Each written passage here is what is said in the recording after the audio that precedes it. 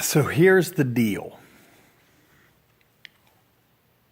If you missed this Sunday, you've missed probably one of the biggest days in this ministry's history, other than the day that they first established the ministry, probably.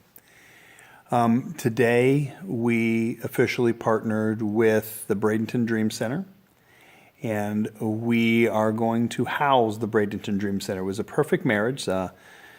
Central Christian had a building that we weren't using and we were paying for, and the Bradenton Dream Center needed a building.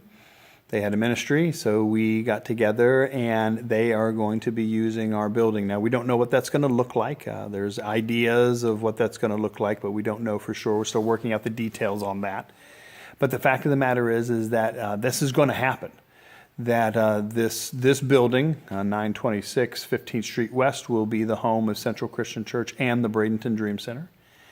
We are going to take the building off the market, and we're going to, as we move on down the road, if we ever decide to sell, the Bradenton Dream Center will get the first right of refusal on the selling of the building or the buying of the building. So it's a huge game changer that happened today. And I can't even begin to explain to you the excitement and the energy. Just to experience in the people who call Central Christian home, to have them come into worship with, a much bigger crowd. Like the sanctuary was doubly filled today. So we had twice as many people in worship today as we normally do. And I know for the people who call Central Christian Church home, that was huge. That's huge. Now, granted, we don't do this for the numbers. We do this because we believe that that's what God's calling us to do. We believe that God is calling us to partner with this ministry. We believe that God has laid a ministry on their hearts, and they just need a place, and we need to make a connection. So that's why we're doing it. And if the numbers work out, if the numbers go in our favor that way, then hallelujah, that's fantastic. But we don't do it for that reason. We do it because we believe that this is what God is calling us to do.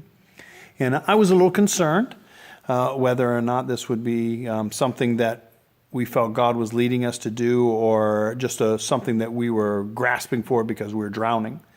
Because the fact of the matter is that if we don't do anything, if we didn't do anything, that this church would close its doors within 1 year, because we'd run out of money this year unless we sold the building. And we haven't really had any prospects for selling the building, and I think there's a reason for that. And so basically, in essence, we were drowning, and many times what will happen is that the first opportunity comes around. Whenever you're drowning, you'll grab for anything to try to, save your life. And I would have had a fear that this might have been one of those situations where let's partner with, the Bradenton Dream Center because we want to stay alive. But I believe that it's more than that. I believe that that's a true calling. I believe that there is something happening here. I believe that God's going to be doing some amazing things. And one of the reasons why I believe that to be the case is because we had an opportunity to save ourselves from drowning with the possible merging together with the United Church of Christ here in Bradenton. And we met with those wonderful people several times. We worshiped together. But the concept of merging, coming together, joining together our congregations just never appealed to basically anybody. It wasn't something that people in the church were split over or anything. It was pretty much across the board. I'm not feeling it. I'm not feeling it. I'm not feeling it. It's kind of one of those things like, I can't describe it. I just know that that's not what we're supposed to be doing. And this is different. And definitely in this situation, it was across the board, 100% people saying, this is what we should be doing. This is what we should be doing. So I felt very good about that in my leadership role to say, I can encourage that. And so today we just made that move, and we officially voted to take the building off the market. And that if we ever do sell, that the Bradenton Dream Center will get the first right of refusal. We'll say to them, do you want to buy the building or not? And let them make that decision.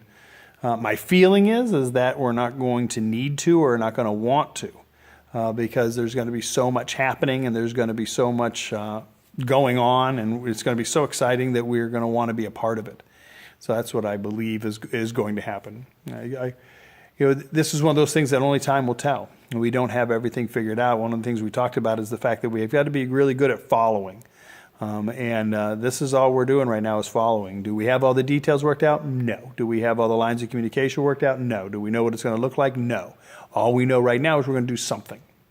And so now we've got to figure out what that something's going to be. So I invite you to be a part of that something, whatever that something is going to be, to come here and to worship. Probably not too far in the future, there's going to be daily activities happening here in this building as far as feeding ministry, small groups, things like that that'll be happening all throughout the week, that there's going to be plenty of opportunities to get involved, plenty of opportunities to volunteer, plenty of opportunities to take advantage. You might be watching this right now and you might be saying, I need help. Well, this is maybe a perfect opportunity for you to find that place of support and encouragement and love, the Bradenton Dream Center. So whatever the case may be, I pray that you will be involved in it. I'm looking forward to seeing what God's going to do with it. It's going to be exciting. It's going to be exciting to see. There's nothing better. There's nothing better than riding a wave that God has sent. And I've used this analogy before, and that's what I'll close with today, is that, we're all just surfers. We can't control the waves. Surfers don't control the waves. Surfers just ride the waves that God sends. And this is a wave. This is a biggie. This is a big wave that God is sending. And we've jumped up on the board, and we're cresting over the top, and we're getting ready to ride down the face of it. And it's going to be an exciting ride, and we hope that you join us for it. So that's it for this week, for this edition of Hot Fudge Sunday. I hope that this week has a great you, and feel free to join us. Feel free to join us on Wednesday nights at 7 o'clock for happy hour. Join us on Sunday mornings at 10 o'clock for worship. You won't be sorry. It's going to be a blessing.